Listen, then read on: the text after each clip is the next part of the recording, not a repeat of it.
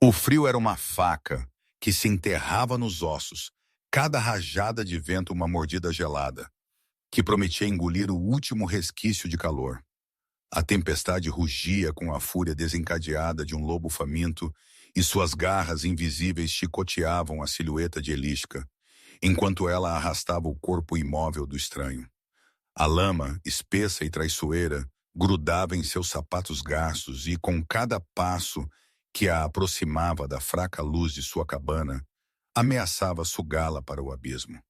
Seus 28 anos, marcados pela resiliência de milhares de silenciosas batalhas, sob o morto peso do homem e a adversidade da noite, pareciam como séculos. A chuva, gelada e persistente, encharcava os cabelos a ela e grudava-se no rosto cansado, mas seus olhos, mesmo que avermelhados pelo esforço, ardiam com inabalável determinação. Ela tinha o que tirar do rio, para longe da corrente voraz que já sussurrava promessas de esquecimento. Cada músculo de seu corpo gritava, uma litania muda, que se perdia no estrondo do trovão. As mãos a ela tremiam, os ombros a ela ardiam com um fogo cáustico que prometia que a deixaria imóvel, mas ela não podia desistir. Não quando o homem, quase como uma rocha molhada sob as mãos dela, ainda respirava. Um fio de vida tão frágil como a esperança, que ela mesma cada dia tecia para seus filhos.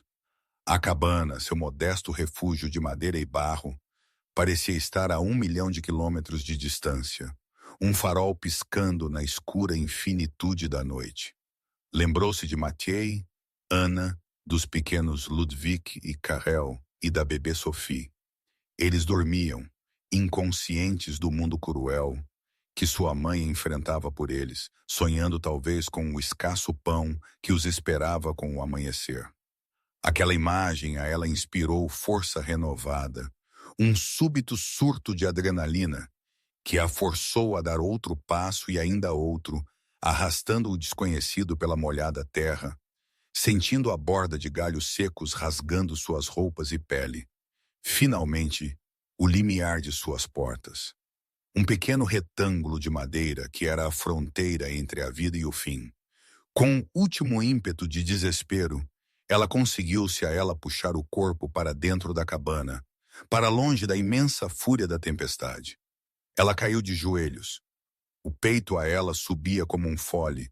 O fôlego a ela escapava dos lábios em vapor. O ar preenchia o cheiro de úmida terra, chuva e algo mais, algo selvagem e desconhecido. A única luz vinha de uma pequena lâmpada a óleo, cuja chama dançava com cada rajada que penetrava pelas frestas da parede.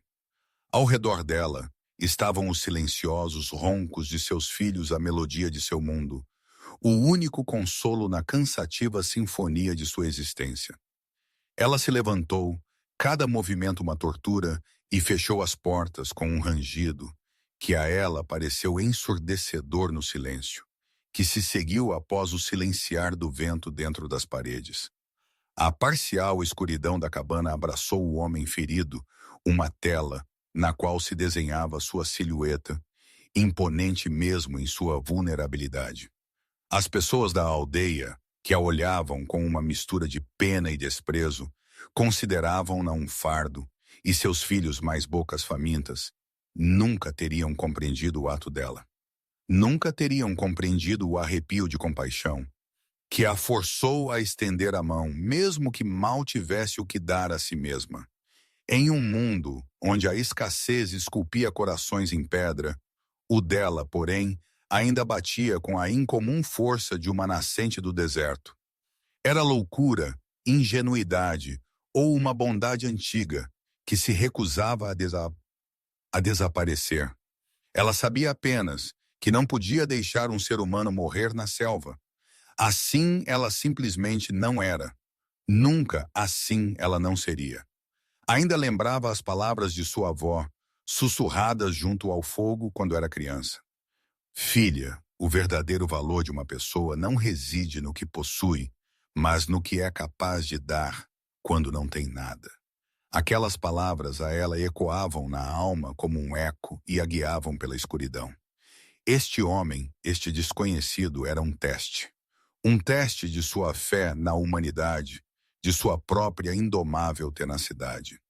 Suas roupas, rasgadas e cobertas de lama e sangue seco, porém, ainda revelavam uma delicada confecção de alfaiataria, um tecido como não se via em camponeses. Algo em sua postura, mesmo que inconsciente, indicava uma presença que desafiava seu atual lamentável estado.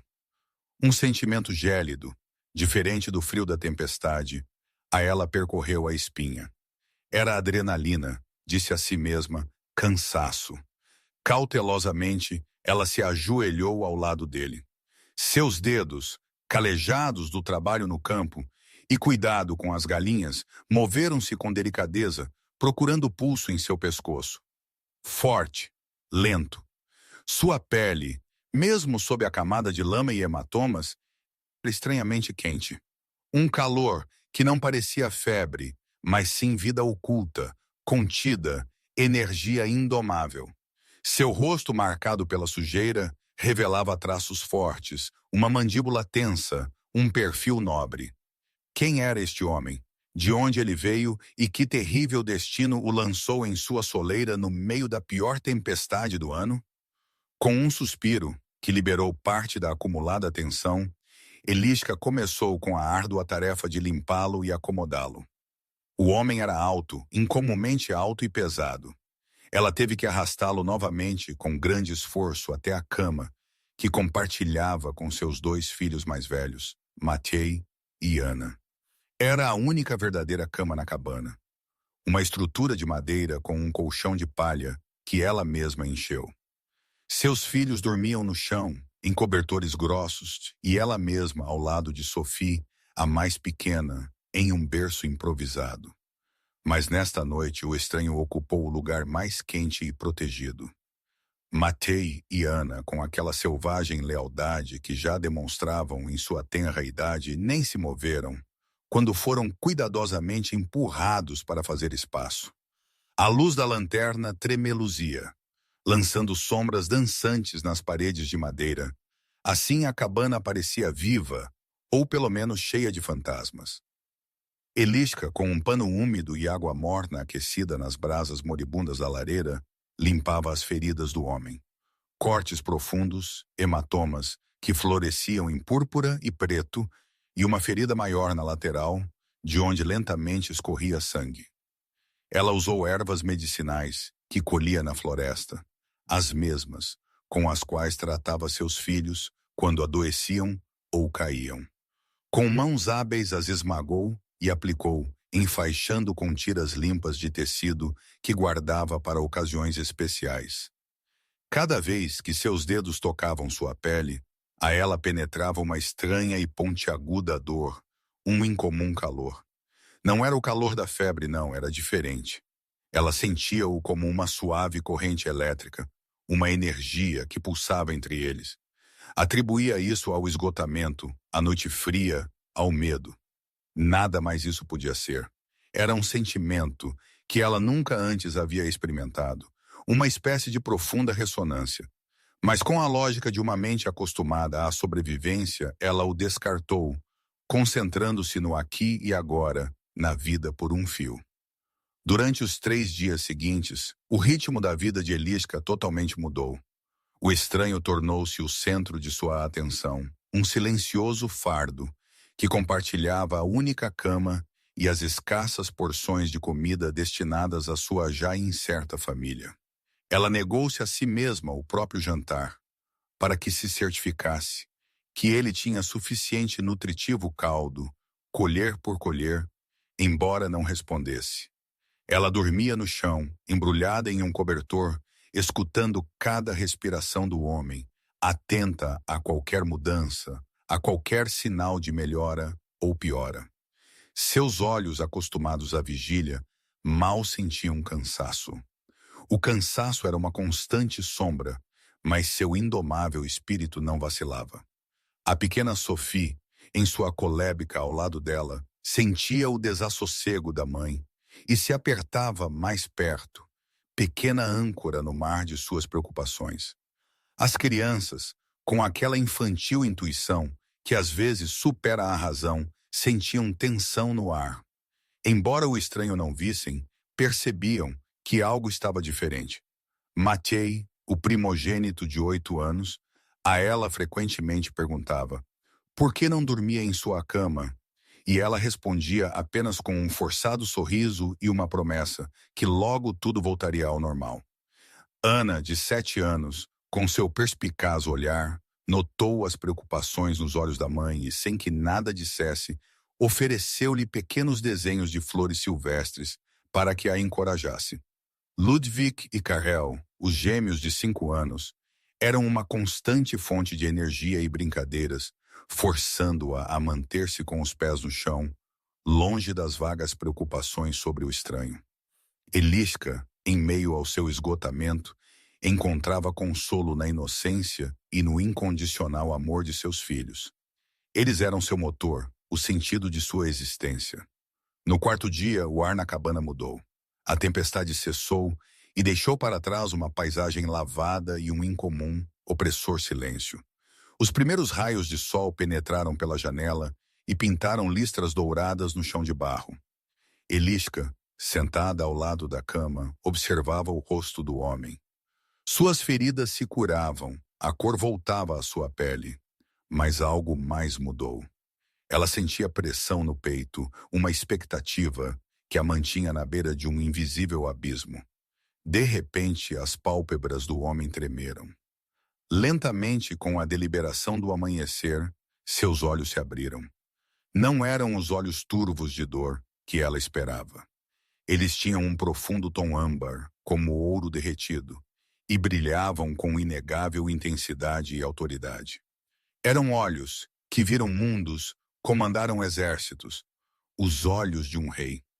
O ar vibrou com o seu despertar, uma tangível energia preencheu a pequena cabana. Eliska viu-se sem fôlego, seu próprio coração batia em um frenético ritmo contra suas costelas.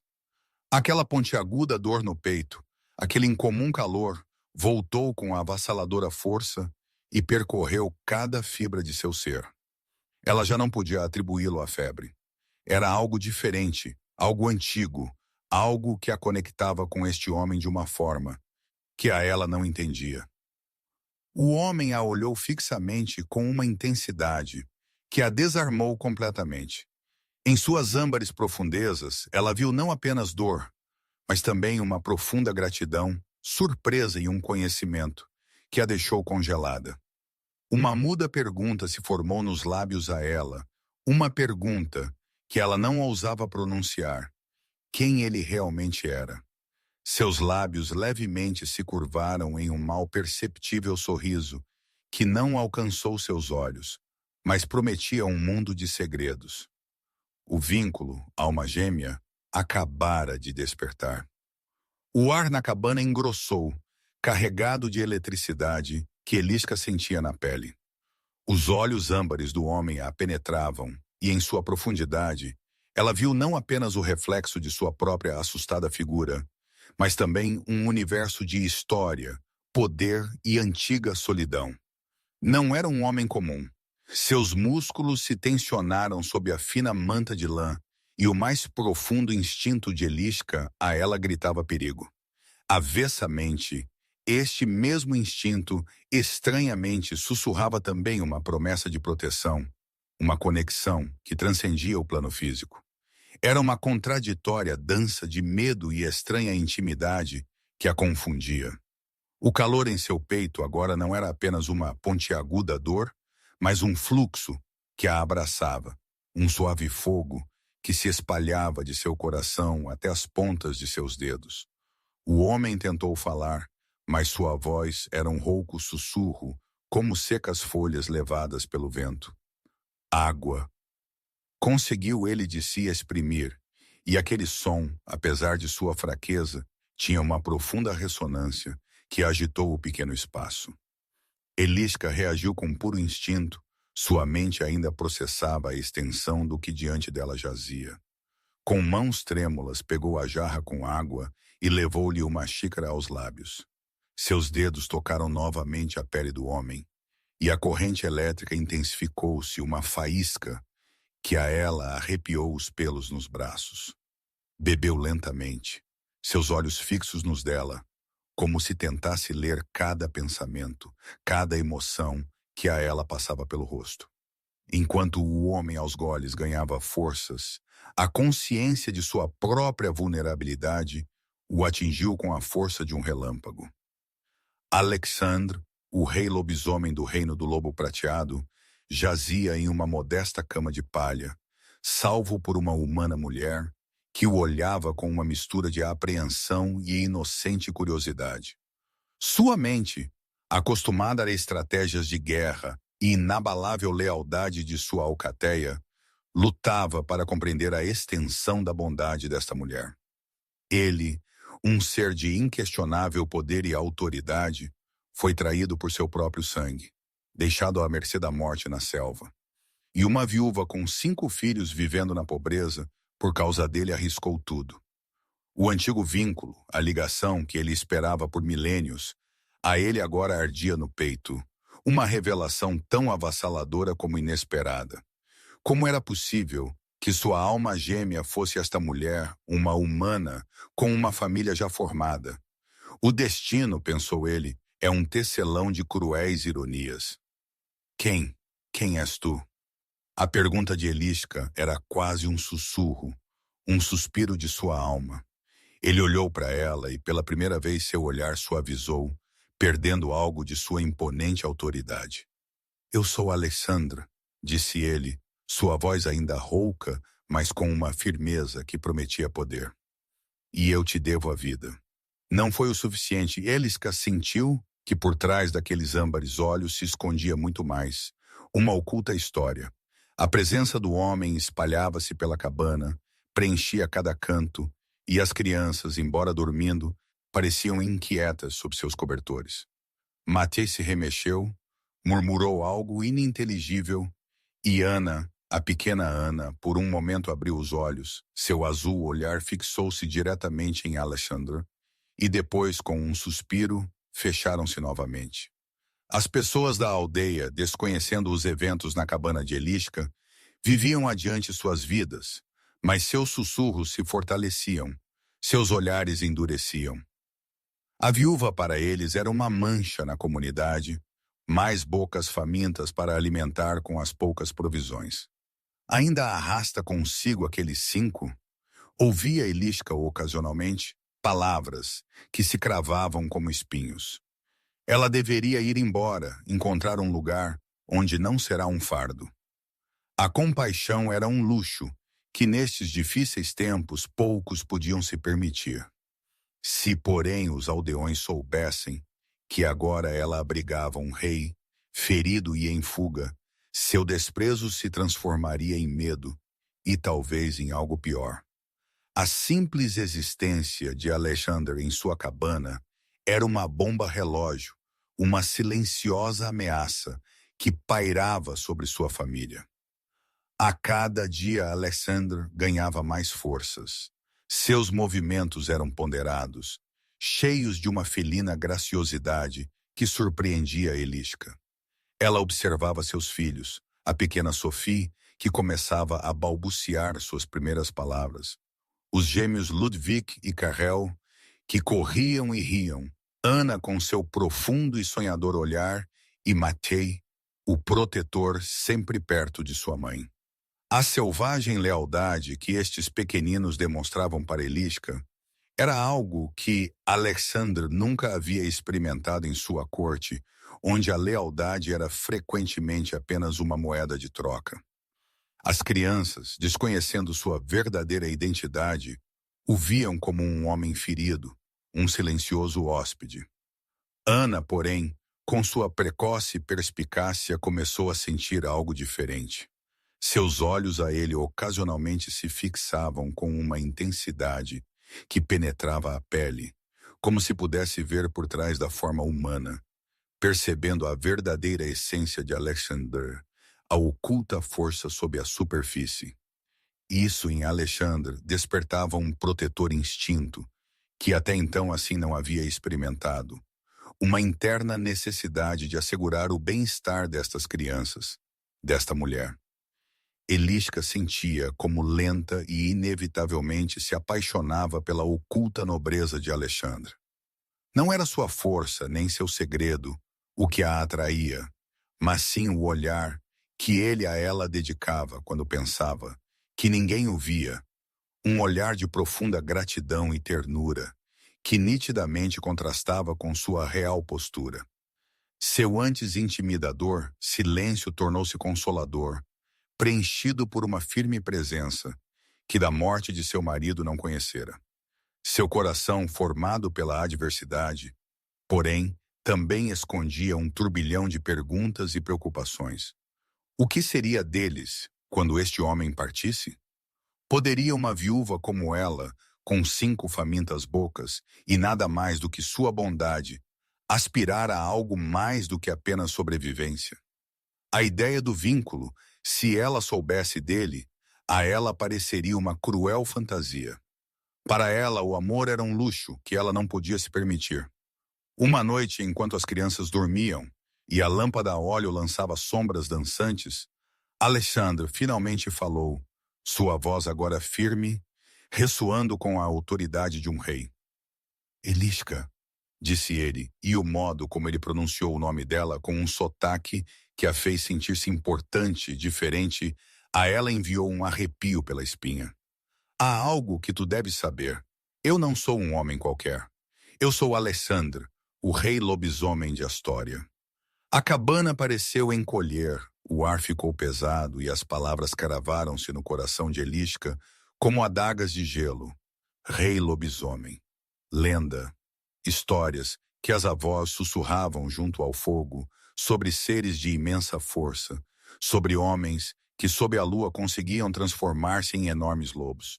Era uma invenção, um assustador conto de fadas para crianças, não uma tangível realidade em sua modesta cabana. O medo a ela a apertou, um frio, paralisante medo, que a ela gelou o sangue nas veias. Seus filhos eram sua primeira e única preocupação. O que isso para ele significava?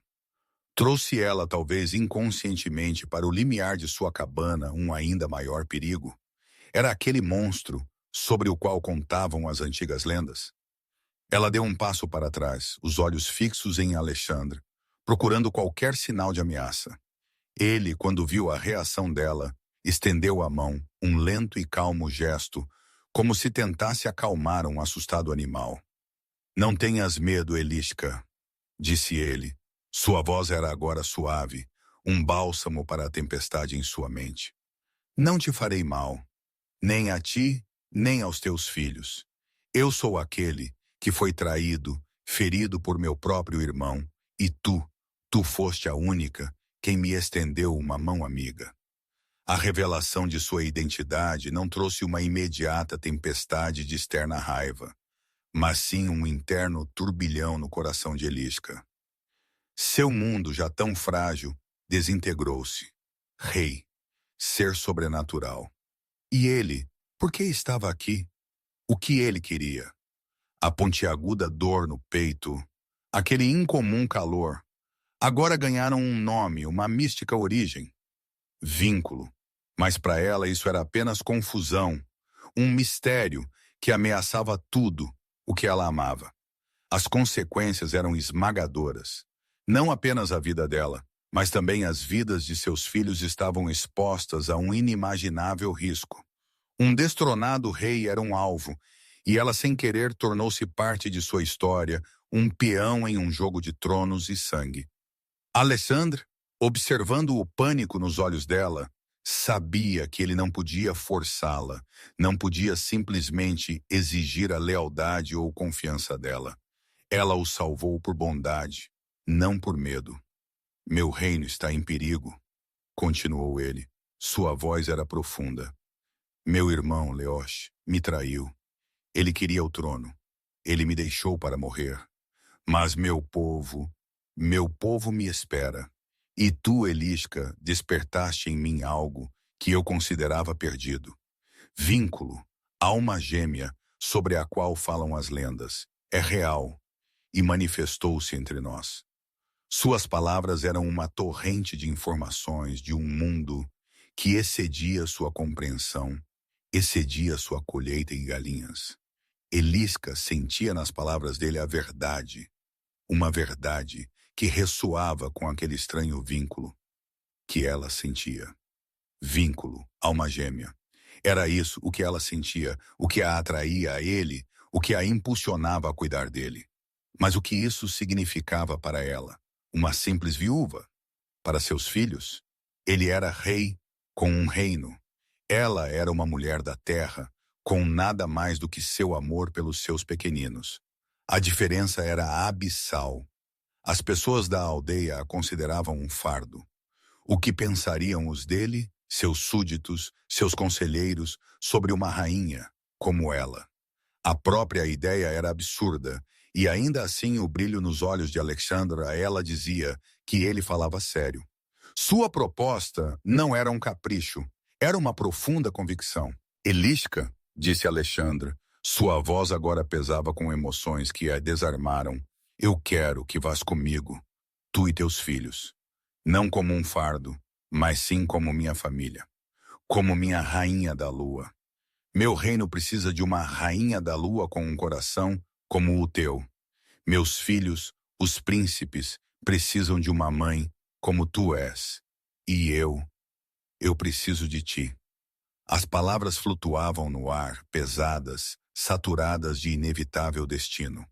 Era uma oferta que para sempre mudaria sua vida, que a arrancaria da pobreza e a levaria a um mundo de real dignidade e magia.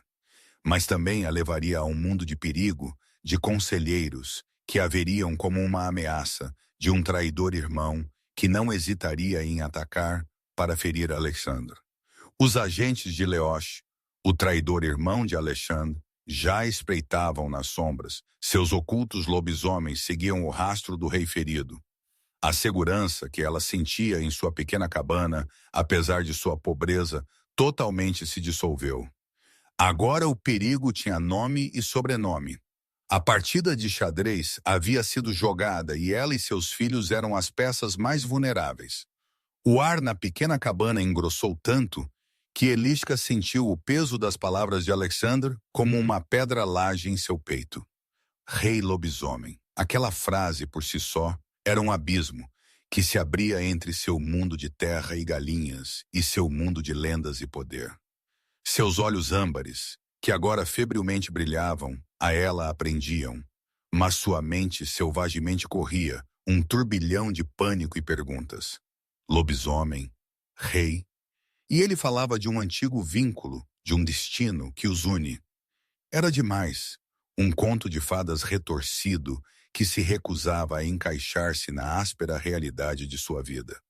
Rei, lobisomem. Sua voz era apenas um fio, um sussurro que se perdeu no carregado silêncio.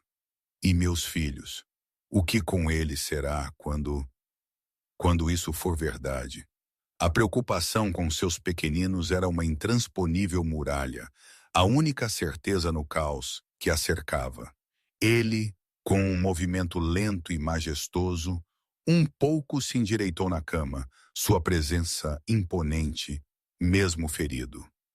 Eles serão príncipes, Elisca. Sua voz era um bálsamo, mas também uma irrevogável promessa. Meu reino os aceitará. Minha alcateia os protegerá. Tu serás minha rainha da lua. A oferta era tão grande, tão inimaginável, que a ela mal se respirava. Rainha da lua. Ela, Elisca, a empobrecida viúva, que as pessoas da aldeia consideravam um fardo.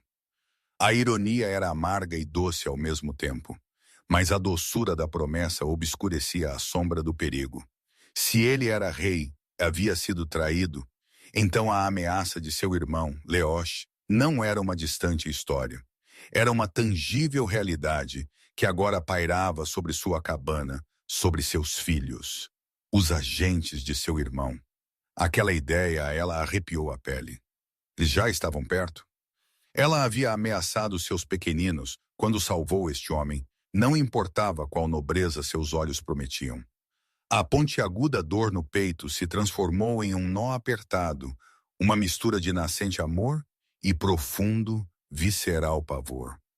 Como ela poderia proteger Matei, Ana, os gêmeos, a pequena Sophie, de um mundo tão brutal e desconhecido? Alexandre observava a tempestade nos olhos de Eliska, a indecisão, o medo.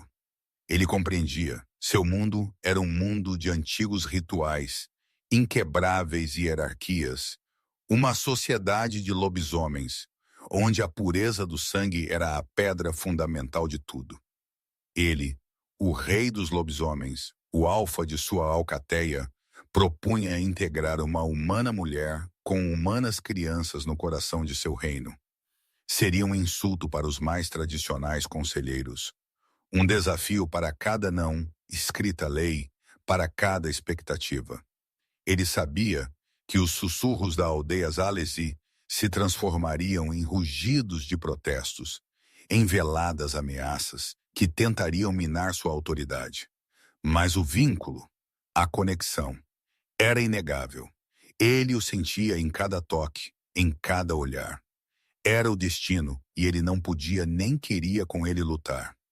Meus conselheiros, a princípio, não compreenderão, admitiu Alexandre com voz profunda, antecipando as futuras batalhas.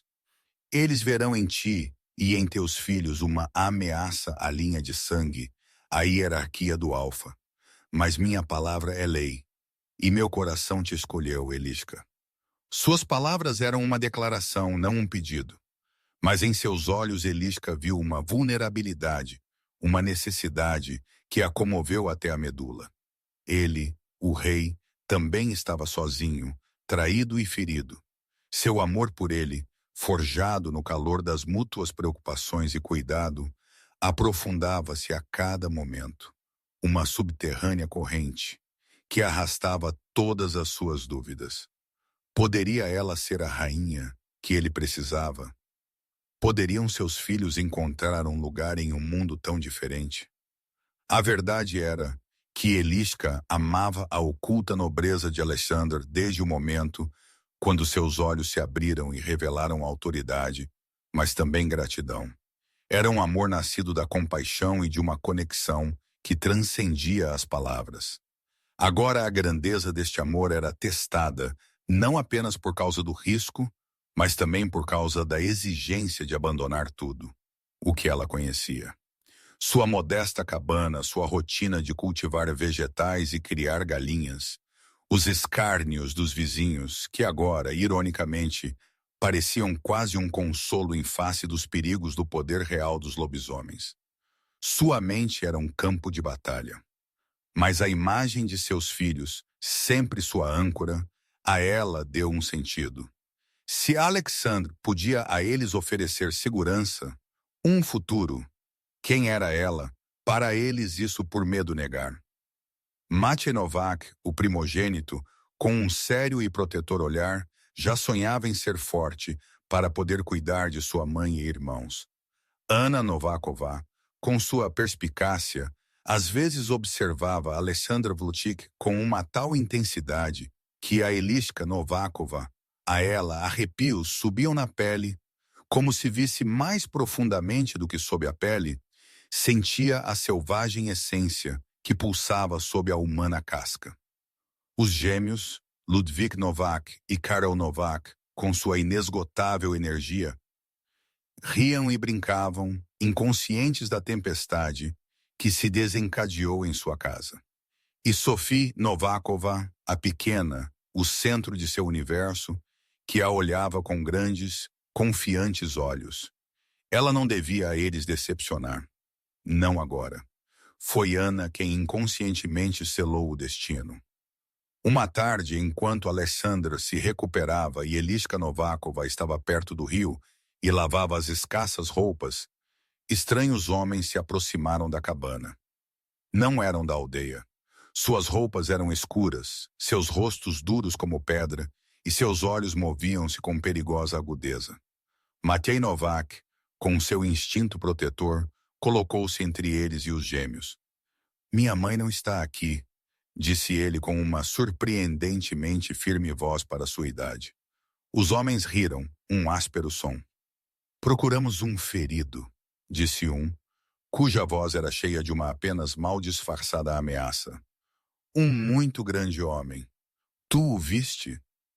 Anna Novaková, escondida atrás da porta, sentiu um arrepio. Ela olhou para a cama onde Alexander se recuperava. Ele fingia sono, mas ela sentia a tensão em seu corpo, a predatória calma que o envolvia. De repente, Anna Novaková, com inaudita ousadia para uma menina de 7 anos, saiu de seu esconderijo. Aqui não há ninguém mais do que minha família, disse ela. Sua pequena voz ressoava com uma autoridade que surpreendeu até Matvei Novak. Vão embora. Aqui nada encontrarão. Os homens a olharam com surpresa. Então, com uma mistura de diversão e desprezo. Um deles estendeu a mão para que a afastasse, mas antes que pudesse tocá-la, da cama se ouviu um baixo e profundo rosnado. Alexander Volchik, com um movimento tão rápido que pareceu apenas um borrão, levantou-se. Sua altura era majestosa, sua presença esmagadora. Seus olhos âmbares brilhavam com uma selvagem luz que não era humana. Fora, ele rugiu, e a voz, embora mal recuperada, carregava o peso de uma primal força, uma autoridade que não admitia objeções. Os homens que eram agentes de Leosh Volchik, os primeiros exploradores enviados para que alcançassem o caído rei, sentiram um arrepio que os percorreu a espinha. Reconheceram a voz, a aura de um ferido, mas ainda perigoso alfa. Olharam-se espanto e medo gravados nas faces. Não esperavam que o encontrassem tão recuperado e ainda menos protegido por uma menina e seu irmão. Recuaram suas faces pálidas, a coragem desaparecia diante da inegável presença do rei. Voltaremos, murmurou um, uma vazia promessa que soava como uma vazia ameaça. E então fugiram, desapareceram entre as árvores como sombras. Pensaste que o perigo já havia passado. Quando Eliška Novakova voltou, o ar na cabana ainda tremia de tensão como uma corda apertada antes de romper. Seus filhos estavam pálidos, porém inabaláveis, os olhares fixos com notável vigilância. Alexander Volchik, de pé junto ao leito, a olhava com um olhar que nele até então não havia visto. Eles vieram por mim, proferiu ele, sua voz ainda profunda, agora, porém, entrelaçada com um tom de profunda gratidão às crianças. Teus filhos me defenderam. Matvei Novak seriamente assentiu, suas pequenas punhos ainda cerrados. Anna Novaková, porém, aproximou-se de Alexandra e tocou sua mão, uma silenciosa conexão que ela mesma não compreendia, porém a menina a sentia com assombrosa clareza, penetrando até a medula dos ossos. Naquele toque, Alexandra sentiu como seu protetor instinto por ela cristalizava-se, tornando-se uma inseparável parte de seu ser, firmemente ancorada em sua própria essência. Este incidente foi para Eliška um momento decisivo. O medo por seus filhos, a tangível ameaça de Leosh Volchik e a corajosa reação de seus pequeninos a ela convenceram que não se podia mais demorar. Ela não podia permanecer na cabana, um fácil alvo para o traidor irmão. A oferta de Alexander não era apenas uma promessa de amor, mas sim também uma promessa de segurança, uma promessa de futuro. Ela se aproximou de Alexandre, seu olhar fixo no dele, como dois mundos que finalmente se encontraram. Iremos contigo, disse ela, sua voz firme como uma rocha, todas as dúvidas dissipadas. Contudo, meus filhos estão em primeiro lugar, sempre. Ele sorriu, um completo sorriso desta vez, que iluminou seus âmbares olhos como o nascente sol. Isso faz de ti a rainha da lua, Eliška, proferiu ele, teu coração, tua lealdade aos teus queridos. E assim a viúva e seus 5 filhos se prepararam para a jornada ao coração do reino do lobo prateado, para um mundo que eles nunca sequer conseguiram imaginar. A jornada seria longa e perigosa, cheia de espreitadores renegados, desdenhosos olhares e a inflexibilidade de uma sociedade que a ela não queria aceitar em seu seio. Agora, porém, já não estavam sozinhos. Tinham Alexandre Volchik, o rei lobisomem, e a promessa de um antigo vínculo que os unirá, não apenas como família, mas sim como o futuro de todo o reino. Ana, com a pequena mão ainda firmemente apertada na de Alexandre, sentiu dentro um zumbido, um despertar que transcendia toda a compreensão, uma conexão com uma latente força que a envolvia como uma invisível aura. A jornada para o desconhecido começou. O gelado noturno vento, penetrando por trás da proteção da cabana, pairava como um sinistro aviso. Cada galho estalando sob seus passos, cada dançante sombra das árvores, lembrava Eliska que o exterior mundo era um labirinto de perigos, onde cada passo podia levar ao abismo. Agora seu medo tinha um nome: Leoš Volchik e seus agentes. Alexandre Volchik, o rei lobisomem, caminhava à frente, sua imponente figura traçava o caminho na escuridão, como um farol de poder e mistério, guiando através das insondáveis profundezas da noite. As crianças, cansadas, porém cheias de infantil curiosidade a ele, se apertavam. Seus pequenos passos ecoavam no incerto ritmo de uma nascente aventura. A jornada para o reino do lobo prateado começou, e com cada passo sentia Eliska o peso da decisão que ela fez, o peso de abandonar uma passada vida e mergulhar em um incerto futuro. Os primeiros dias de jornada foram um teste da própria essência do ser. Dormiam sob incontáveis estrelas, encolhidos em cobertores, que mal afastavam o penetrante frio. Alexandre, apesar de sua recuperação, ainda carregava as cicatrizes da traição, porém sua vigilância era implacável. Seus âmbares olhos percorriam cada movimento na profunda floresta. Seus ouvidos captavam o sussurro do vento, procurando por sinais de ocultos perseguidores. Eliska, em contraste, dedicava-se aos seus filhos, sussurrava-lhes histórias, para que afastasse a gélida garra do medo, e dividia as escassas provisões com uma tal generosidade que Alexandre, com crescente admiração, observava. Ele a observava com crescente fascinação, percebendo que sua força não residia na bruta poder, mas sim na inquebrável devoção à sua família. "Estaremos seguros, mamãe?" perguntou Maciej uma noite, sua pequena voz mal audível.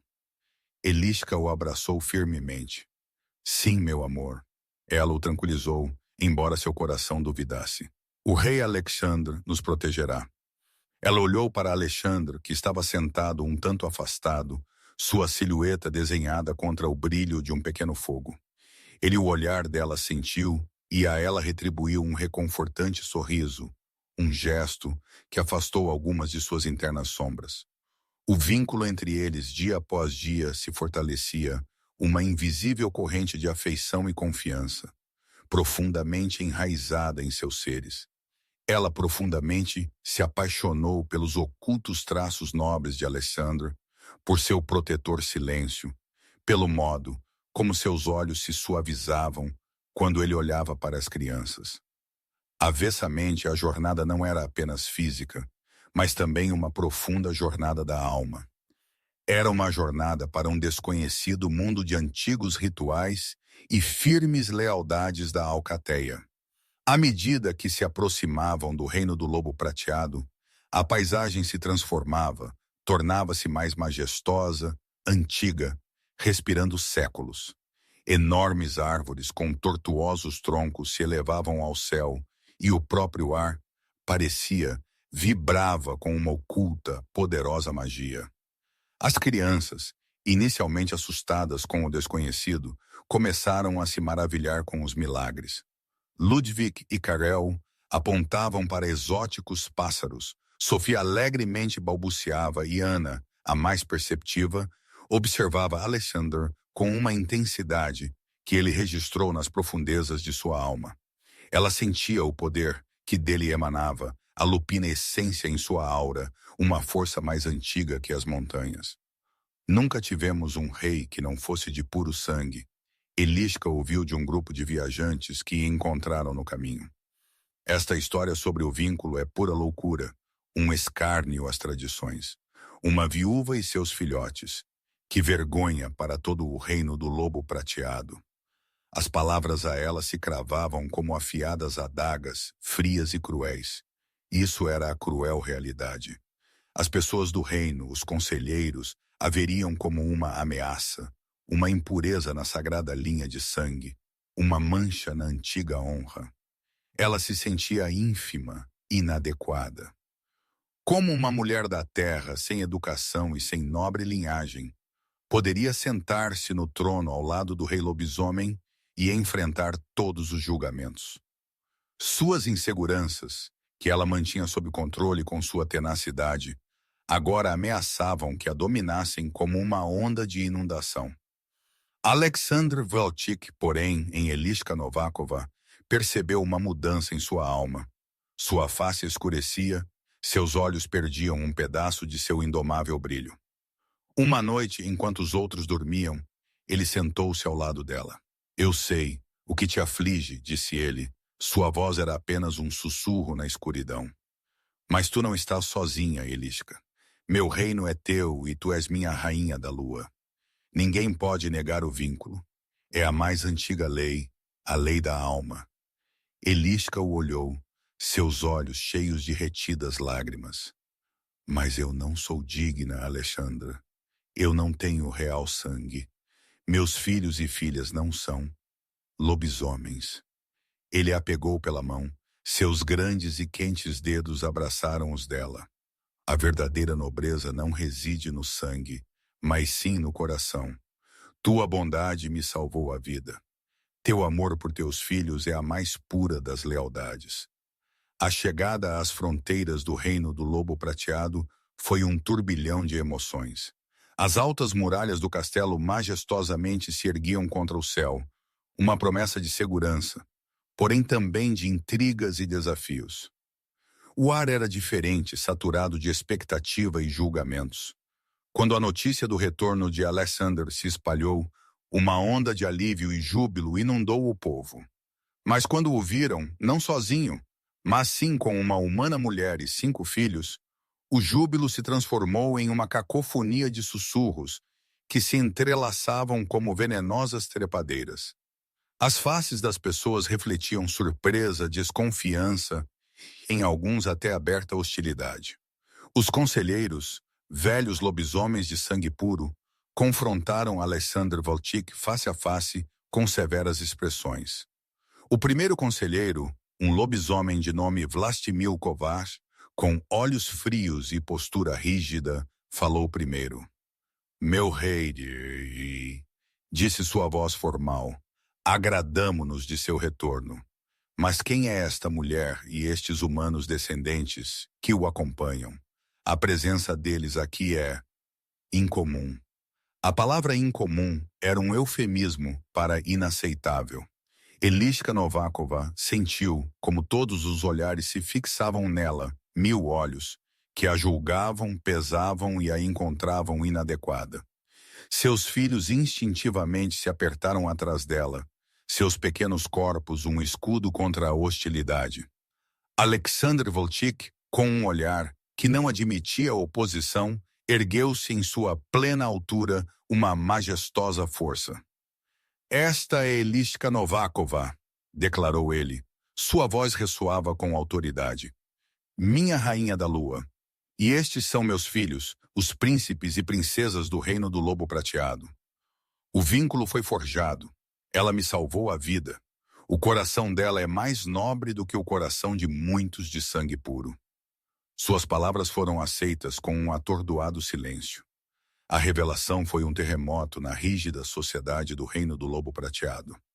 A ideia de uma humana rainha da lua e de príncipes e princesas, que não eram lobisomens, era um direto insulto às suas mais sagradas tradições, uma heresia que desafiava milênios de linhagem. O destino de Eliska Novakova e de seus filhos pendia por um fio. Comentem suas teorias, compartilhem com amigos e inscrevam-se para o próximo capítulo. O conflito assim não fez esperar muito. Os conselheiros, liderados por Vlastimil Kovács, invocaram as antigas leis, os rituais da deusa da lua, que deveriam confirmar o lugar da rainha. Era um ardil, como desestabilizar Alexandre, como o forçar a renunciar a Eliska. O ritual da deusa da lua, criado para verificar a força do vínculo e a pureza da nova rainha, foi solenemente anunciado. Eliska isso a esmagou. Como uma humana sem conhecimentos de rituais lobisomens, tal prova poderia superar? Suas inseguranças a assaltaram com renovada ferocidade. Ela não era uma guerreira. Ela era mãe. Ana, com sua precoce perspicácia, assim naquela noite aproximou de sua mãe. Seus olhos eram grandes e sérios. Mamãe, sussurrou, não tenhas medo. Tu és forte. Eu o sinto. Eu sinto a conexão com o rei. Ele é bom. Seu toque e sua inocência, a Eliska, deram um pequeno raio de esperança. As crianças, surpreendentemente, não pareciam tão assustadas quanto ela. Matei, com seu protetor instinto, já os conselheiros olhava com desconfiança. Ludwig e Karel, embora pequenos, demonstravam instintiva coesão, como uma pequena alcateia dentro da alcateia. Sophie, inconsciente de nada, buscava apenas o calor da mãe. Avessamente, a ameaça escalou quando os conselheiros, ou, o que era pior, os agentes de Leoš Velčík, em uma tentativa de desestabilizar Alexandre e Eliska, tentaram a ela separar de seus filhos. Foi invocado um antigo decreto que estabelecia que crianças de uma não-humana companheira devem ser criadas separadamente, para que se preservasse a pureza da alcateia. A notícia atingiu Eliska como um esmagador golpe nas entranhas. Separar ela de seus filhos. Isso era impensável. Tortura além da compreensão. Seu materno instinto rugiu, uma primal força que superou todo o medo. Ela não o permitiria. Nunca. Alexandre, quando soube do plano, sentiu uma gélida fúria. Não apenas questionavam sua autoridade, mas ameaçavam seu vínculo, sua família. Seu lobisomem instinto se revoltou, a primal besta desejando proteção. Ninguém tocará em meus filhos. Ele rugiu, sua voz ecoava pelas paredes do castelo. Nem em minha rainha da lua. Que os rituais se realizem se realizar devem. Mas a separação de minha família não será tolerada. A confrontação era inevitável. O ritual da deusa da lua, o julgamento da sociedade e agora uma direta ameaça de separação. O amor de Eliska foi exposto à prova e com ele também a lealdade e a honra do lobisomem rei. O castelo Astória, longe de ser um refúgio, tornou-se um campo de batalha para o coração de uma mulher e a alma de um rei. O verdadeiro poder logo se revelará. Estão prontos para o clímax desta história. Não percam os próximos capítulos. Inscrevam-se e ativem o sininho para que estejam por dentro. Não me separem dos meus filhos. O grito de Eliska ressoou pelo grande salão do conselho, um visceral rugido que irrompeu das mais profundas profundezas de seu ser. Suas palavras, cruas e cheias de materna fúria, se despedaçaram contra o gélido silêncio dos conselheiros lobisomens. Vlastimil Kovács, primeiro conselheiro, a ela olhava com desprezo, seus olhos frios como montanhoso gelo. É a lei, humana mulher, sibilou ele, sua voz untuosa como veneno. Crias, que não são de nosso sangue, não podem ser criadas sob o teto de um alfa. É para a preservação da pureza da alcateia. São uma distração, uma fraqueza. Alexandre Velčík, de pé ao lado de Eliska, sentiu, como a ele nas veias ardia fúria, uma primal chama que ameaçava que o consumisse. Seus âmbares olhos se acenderam e sua imponente figura tornou-se ainda mais ameaçadora. Um baixo rosnado escapou de seu peito, um som que fez tremer as velhas paredes do salão. Nenhuma lei se colocará entre uma mãe e seus filhos. Ele trovejou. Sua voz era um trovão que ecoava pela câmara. E ninguém, absolutamente ninguém, chamará minha família de fraqueza. Sua mão encontrou a de Eliska, um firme aperto, que era uma inquebrável promessa de proteção. Ela sentiu a força que dele emanava, o profundo vínculo que os unia, e naquele momento seu medo se transformou em férrea determinação. Os conselheiros ligeiramente se inclinaram diante da fúria do rei, mas a irredutibilidade de Vlastimil não se quebrou. O ritual da lua se aproxima, meu rei. Ele insistiu, seu tom desafiador. Lá se provará o vínculo, e lá se decidirá sobre o destino desta mulher e de suas crias. Se ela é digna de ser vossa rainha da lua, que o prove perante a lua.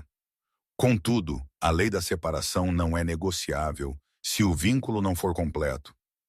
As palavras eram um calculado golpe, uma oculta ameaça que se dirigia diretamente ao coração de Eliska. Se no ritual ela falhasse, perderia seus filhos. O medo desta vez era uma fera com afiadas garras que a ela rasgava a alma. Ritual da lua? Ela, uma simples mulher sem lobisomem-sangue, sem conhecimentos de seus antigos ritos, como poderia superar uma prova destinada para seres de seu tipo? Suas inseguranças, que por um tempo adormeceram sob o protetor manto de Alexander, novamente ressurgiram com esmagadora força. Ela se sentia pequena, insignificante, uma intrusa no mundo de poder e misticismo. Mas então ela olhou para seus filhos, que observavam a cena de um canto, seus pequenos rostinhos pálidos, mas os olhos fixos nela, cheios de confiança. Por eles, por seu futuro, ela tentaria. Eles lutariam. Os dias antes do ritual da lua foram um purgatório. O principal castelo do reino do lobo prateado, longe de um refúgio, tornou-se uma dourada jaula e um tribunal. Os olhares dos lobisomens da corte eram constantes, uma mistura de curiosidade, desprezo e às vezes até um arrepio de pena.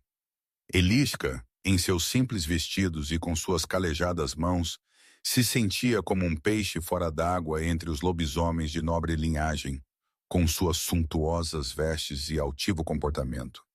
As crianças eram alvo de olhares inadequados e os sussurros sobre humanos e fraco sangue representavam um constante sofrimento que Eliska tentava ignorar. Alexandre Volchik, apesar de sua própria dor e da pressão da corte, a ela era uma firme rocha. Cada livre momento ele passava com ela e seus filhos. Tentava a ela esclarecer os fundamentos de seu mundo, o sentido do vínculo, a importância do ritual. Não é um teste de física força, Eliska, ele a ela dizia, seus âmbares olhos cheios de uma ternura que só ela via. É um teste de espírito, de conexão.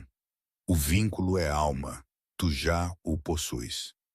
Ele pegou a mão dela e o calor que dele emanava, aquela elétrica corrente que ela já conhecia, a acalmava e a ela dava força, da qual ela pensava que a havia perdido. Adiante, porém, persistia a dúvida, um traiçoeiro sussurro em sua mente. Será o suficiente?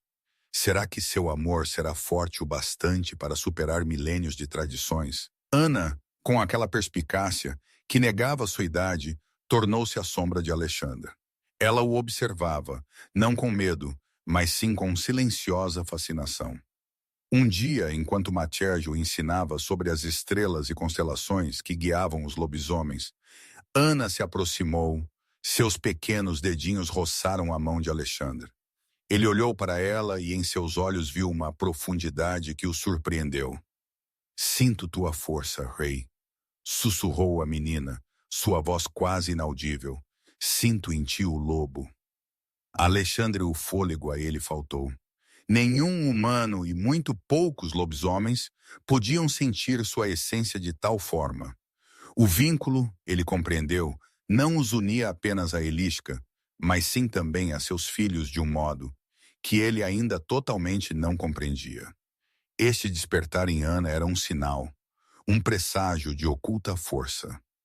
Eliska observava esta interação, uma mistura de assombro e preocupação. Ana sempre havia sido excepcional, mas isso ultrapassava a mera intuição. Ela é muito sensível, disse Eliska a Alexandra. Em sua voz soou uma pitada de medo.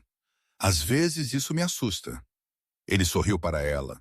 Nos olhos a ele faiscou. É um dom, Eliska. Um dom que a ela conecta com a magia deste mundo. A ideia que seus filhos pudessem ter uma conexão com o mundo dos lobisomens era ao mesmo tempo aterrorizante e esperançosa. Significaria que ali encontrariam seu lugar, que não seriam rejeitados. A noite do ritual da lua chegou, fria e clara. A lua cheia, grande e brilhante como uma pérola, pendia no escuro céu e banhava o pátio do castelo em sua prateada luz. A multidão de lobisomens se reuniu. Seus olhos brilhavam na penumbra, faces expectantes e, em muitos casos, severas. Um altar de pedra, antigo e coberto com símbolos gravados, se erguia no meio. Eliska, vestida com simples branco vestido, que Alexandre a ela providenciou, se sentia exposta, vulnerável sob os olhares de centenas de olhos. Seus filhos, com Matei à frente, estavam perto, suas mãos firmemente seguras às dela, seus pequenos rostos sérios. Vlastimil, primeiro conselheiro, avançou, sua voz soou no silêncio. O ritual da lua começou. Humana, aproxima-te do altar. Lá, sob a luz da grande lua, será provado teu vínculo com o rei. Se for puro, a lua te aceitará como rainha. Se não for, sobre teu destino e o destino de tuas crias decidirá este conselho. As palavras eram um direto desafio, uma ameaça.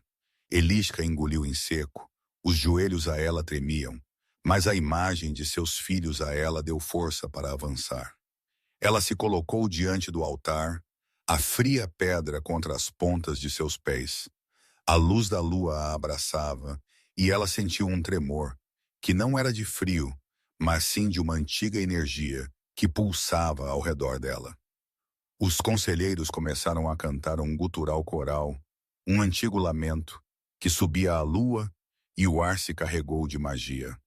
Ela fechou os olhos, concentrou-se em Alexandre, no calor de sua mão, no amor que entre eles cresceu.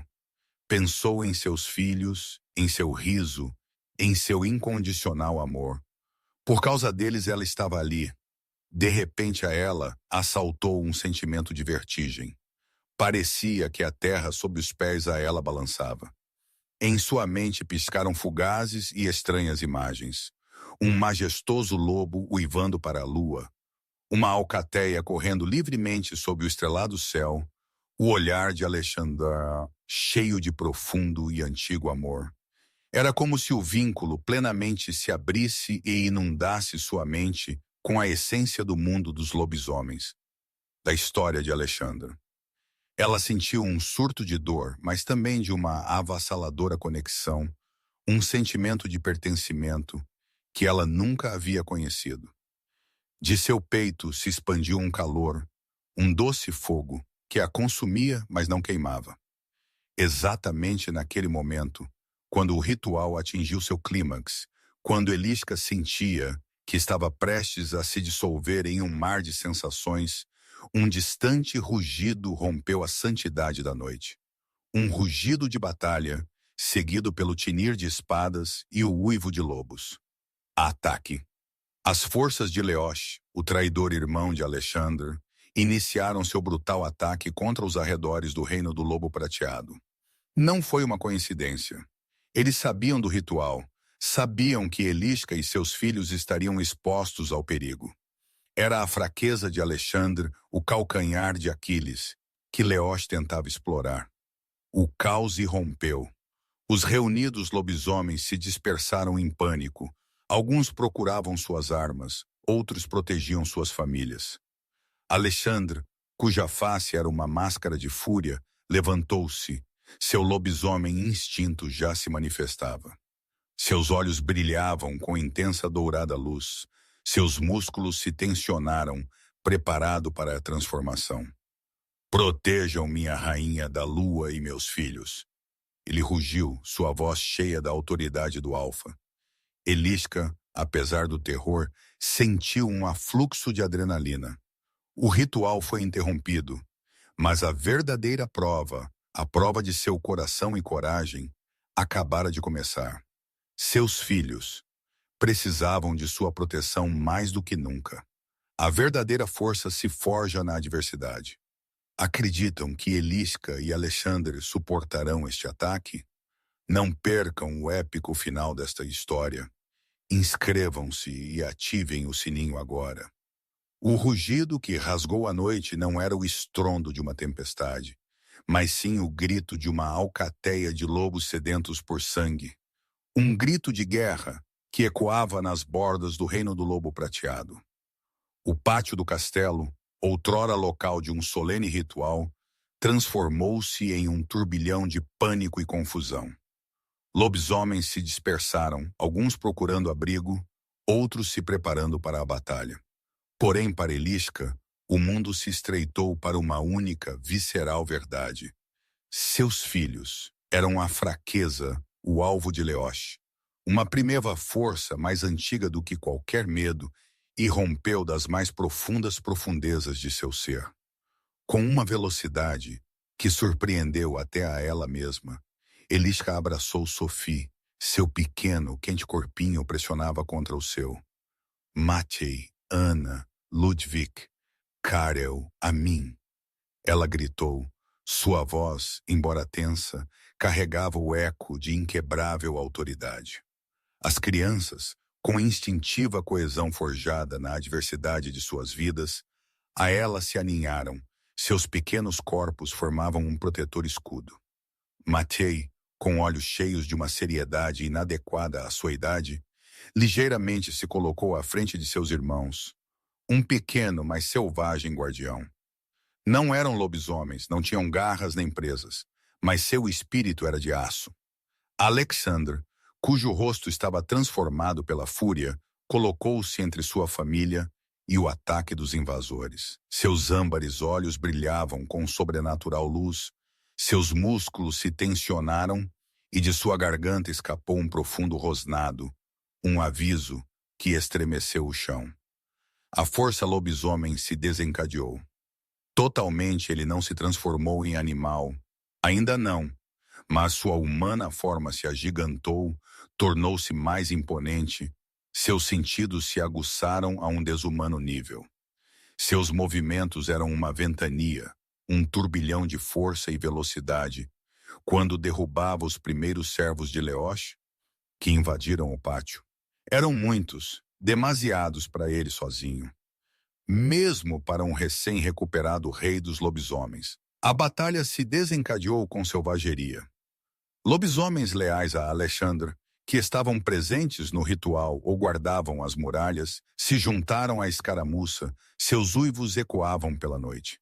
Espadas se chocavam, garras dilaceravam, e o ar se encheu do cheiro de sangue e medo.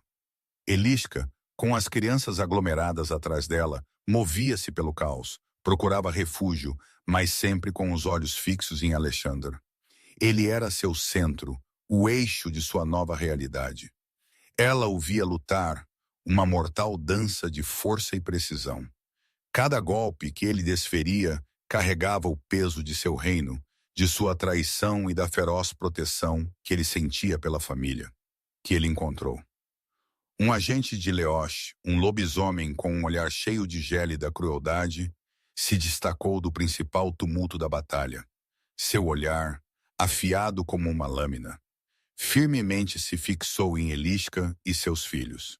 Era uma cristalinamente clara ordem: remover o mais vulnerável ponto do rei. Como uma predatória sombra, ele sem misericórdia se lançou sobre eles. Elisca reagiu das profundezas de seu primal instinto. Em suas mãos não havia arma, contudo nela pulsava a imensa força de uma mãe. Ela se interpôs entre eles, com os braços estendidos, uma impenetrável humana parede. Não os toques! Ela trovejou em um profundo tom, e em sua voz ressoou uma tal ressonância que o lobisomem surpreendeu e confundiu. Seus olhos, antes contraídos pelo medo, agora ardiam com uma silenciosa, porém ardente fúria. Matei, com uma onda de coragem que o arrastou como uma torrente, agarrou um forte galho do chão, solto de uma próxima árvore, e se postou ao lado de sua mãe. Seu pequeno corpo, embora tremesse, sua determinação permanecia inquebrável e firme. Ana, de pé ao lado dela, não emitiu um único grito. Pelo contrário, seu olhar firmemente se cravou no atacante lobisomem. Naquele mesmo instante, como um relâmpago do puro céu, uma onda de energia irrompeu de seu íntimo, fria como gelo, contudo imensamente poderosa. Era uma invisível força que atingiu o lobisomem, causou-lhe imediata hesitação e deixou em seus olhos um fugaz lampejo de confusão, antes que ele novamente se recuperasse. Não foi um golpe de punho nem de lâmina, mas sim algo muito mais sutil, um instantâneo entorpecimento dos sentidos, o primeiro nítido lampejo de um dormente poder que jazia em Ana. Aquele momento de hesitação do lobisomem foi todo o tempo que Alexandre Velchik precisou. Com um trovejante rugido que cortou a escuridão, ele rapidamente se lançou sobre o lobisomem, suas garras, como adagas, sinistramente se expuseram. A luta deles foi curta, porém imensamente brutal. O agressor, totalmente sobrepujado pela fúria do rei e pela inesperada onda de energia da pequena menina, desabou ao chão.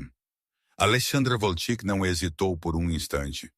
Com um último decisivo movimento, o lobisomem caiu definitivamente derrotado. A fúria nos olhos de Alexandre diminuiu somente então, quando seu olhar se fixou em Eliska e nas crianças, seu rosto banhado por uma torrente de imensa gratidão. Eles estavam ao seu lado, cada um à sua maneira, e assim demonstraram seu inquestionável valor não só como família de Eliska, mas também como plena parte da alcateia. A batalha, embora continuasse a furiosa, mas sua maré começou a virar irreversivelmente. A majestosa presença de Alexandre, sua magistralmente controlada fúria e a inabalável determinação de sua recém-adquirida família insuflaram nova força em seus leais. Os lobisomens, vendo como o rei com tal selvageria e implacabilidade defendia a humana mulher e seus filhos, começaram profundamente a questionar seus arraigados preconceitos. Eles perceberam que a verdadeira nobreza não residia apenas no nobre sangue, mas sim na grandeza do coração, na incondicional lealdade e no determinado sacrifício. Alexandre, no fervor de sua defesa, despertou e desencadeou a infinita força de seu lobisomem interior. Sua figura se agigantou em um instante, ganhou em poder e tornou-se um imponente ser, ultrapassando 7 pés de altura, sua silhueta agora formando uma gigantesca sombra, delineada contra o prateado luar. Exatamente naquele momento, porém, Leosh emergiu. Seu irmão, seu antigo nêmesis, sua face, uma caricatura da nobreza de Alexandre, estava distorcida pela inveja e crueldade. Irmão, ele gritou, sua voz preenchida com veneno. Vejo que tuas fraquezas te seguiram. Essas humanas crias, essa mulher, serão teu fim. Alexandre o confrontou, a besta lobisomem totalmente desencadeada em seu íntimo. Minha família não é fraqueza, Leosh. É minha força, e tu pagarás por tua traição e por ousares tocá-los. O confronto entre os dois irmãos foi uma elemental dança de fúria e poder. A colisão de suas vontades manifestou-se na violência de seus golpes, na velocidade de seus ataques. O próprio ar vibrava com a energia de sua luta. Alexandre, impulsionado pelo amor por sua nova família, pela fúria da traição, lutou com uma selvageria que superou até mesmo a de seu irmão. Cada golpe era uma declaração, cada movimento uma promessa de proteção. Leosh, consumido pela amargura e sede de poder, era um imponente oponente, mas seu coração, corroído pelo ódio, não podia igualar-se à força do amor que impulsionava Alexander. Com um último poderoso rugido, Alexander desferiu o último golpe. Leosh caiu, seu corpo inerte no chão, e a derrota gravada em sua face. A batalha silenciou. Um atordoado silêncio desceu sobre o pátio. Os agentes de Leosh, quando viram seu caído líder, se dispersaram, fugiam como sombras antes do amanhecer. A vitória pertencia a Alexander, uma vitória forjada não apenas no poder, mas também na inabalável lealdade e no amor. O sol começou a espreitar no horizonte, colorindo o céu com dourados e rosados tons, um novo amanhecer sobre o reino do lobo prateado. Os lobisomens que duvidaram, os conselheiros que julgaram, agora olhavam para Elisca e seus filhos com novos olhos. Viram sua bravura, foram testemunhas da selvageria com que o rei os defendeu e sentiram a estranha energia que emanava de Ana. O vínculo era real, não apenas entre Alexandre e Elisca, mas entre toda a família e essência do reino do lobo prateado. A verdadeira nobreza, eles perceberam, não residia no puro sangue, mas sim no generoso coração e na inabalável lealdade. Os conselheiros se aproximaram, desta vez com respeito. Vlastimil, cujo rosto estava pálido, ajoelhou-se diante de Alexandre. Meu rei, disse ele, sua voz quebrada pela humildade. Fomos cegos. O vínculo é inegável. A rainha Elisca e suas crianças provaram seu valor. Eles são o coração do reino do lobo prateado. Alexandra sentiu, seu olhar fixo em Elisca, uma eterna promessa em seus olhos. Ela é minha rainha. Ele repetiu, sua voz preenchida com um orgulho que ressoava em cada lobisomem presente. E meus filhos, seus príncipes, são o futuro deste reino. Assim a viúva e seus filhos encontraram um lar e um sentido no coração do reino do lobo prateado. Elisca Novaková, uma mulher da simples terra, se elevou à mais reverenciada rainha da lua.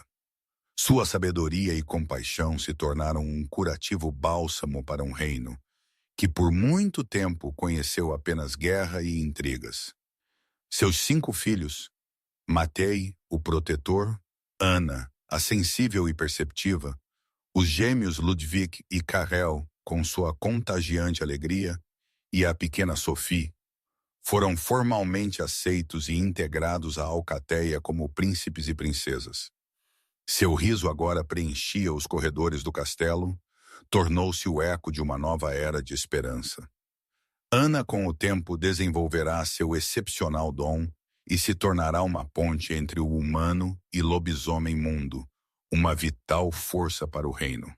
O mais poderoso vínculo, como eles provaram, não foi forjado por cego destino nem meramente por sangue, mas sim por amor e sacrifício, pela escolha de um generoso coração que salva um estranho sem que nada esperasse em troca. O reino do lobo prateado floresceu sob o reinado de Alexandre e Elisca. Tornou-se um império, onde a diversidade era uma força e onde a verdadeira família transcendia os laços de sangue, para abraçar o incondicional amor. A história da viúva e seus 5 filhos, que salvaram o rei dos lobisomens, tornou-se uma lenda, sussurrada nos mais distantes cantos do reino. Uma prova de que, mesmo nos mais sombrios tempos, a bondade sempre encontra seu caminho para a luz, redefinindo o que significa ser uma real família. Gostaram desta épica história de amor e coragem?